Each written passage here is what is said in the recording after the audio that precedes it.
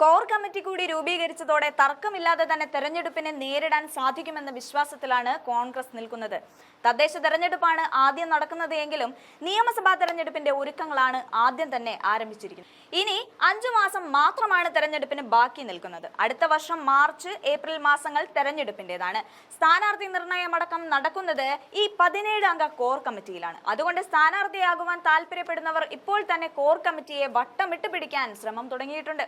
കേരളത്തിന്റെ ചുമതലയുള്ള AICC general secretary Deepa Das മുൻഷിയാണ് കോർ കമ്മിറ്റി കൺവീനർ. അതേസമയം ദീപാദാസുമായി അത്ര മികച്ച ബന്ധമല്ല പ്രതിപക്ഷ നേതാവ് VD സതീശനുള്ളത്. ഡൽഹിയിൽ AICC വിളിച്ചു ചേർത്ത യോഗത്തിൽ പങ്കെടുത്ത VD സതീശൻ ദീപാദാസിനെതിരെ വലിയ വിമർശനമാണ് ഉന്നയിച്ചത്. ഈ ഉരസലുകളിൽ നിന്ന് വേണം KPCC കോർ കമ്മിറ്റിക്ക് യോഗം ചേരാൻ. അതേസമയം സ്ഥാനാർത്ഥി നിർണയം ഡിസംബറിൽ പൂർത്തിയാക്കുവാനാണ് ലക്ഷ്യമിടുന്നത്. വർഷങ്ങളായി ഒരേ മണ്ഡലത്തിൽ നിന്നും മത്സരിച്ചു കൊണ്ടിരിക്കുന്ന പ്രായമായ നേതാക്കളെ മാറ്റുമെന്ന് ഈ ഘട്ടത്തിൽ ഉറപ്പിക്കാം.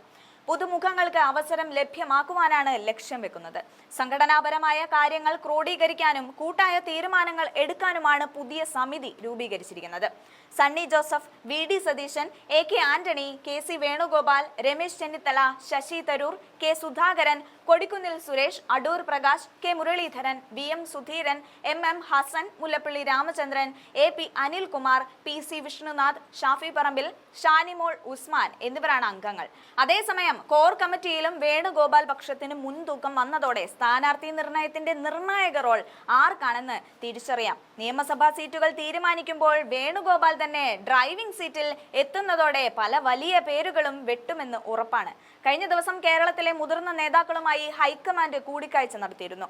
തദ്ദേശ തെരഞ്ഞെടുപ്പ് മുന്നിലിരിക്കെ തെരഞ്ഞെടുപ്പ് ഒരുക്കം, പ്രചാരണം, സ്ഥാനാർത്ഥി നിർണയമടക്കമുള്ള കാര്യങ്ങളിൽ കോർ കമ്മിറ്റി അടുത്ത ദിവസങ്ങളിൽ വീണ്ടും കൂടിയാലോചനകൾ നടത്തും. തെരഞ്ഞെടുപ്പിനെ ഒറ്റക്കെട്ടായി നേരിടാൻ കോൺഗ്രസ് ഹൈക്കമാൻഡ് നേതാക്കൾക്ക് നിർദ്ദേശം നൽകിയിരുന്നു.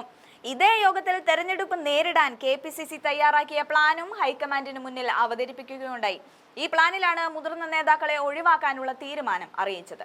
കോർ കമ്മിറ്റി വന്നതോടെ പുനഃസംഘടനയിൽ കയറിക്കൂടിയ നേതാക്കളും കമ്മിറ്റികളും അപ്രസക്തമായിരിക്കുകയാണ്.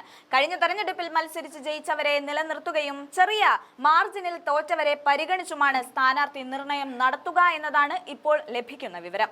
2021 തെരഞ്ഞെടുപ്പിൽ മത്സരിച്ച 30 പേരെയെങ്കിലും ഒഴിവാക്കിയുള്ള പട്ടികയാണ് തയ്യാറാക്കുന്നത്.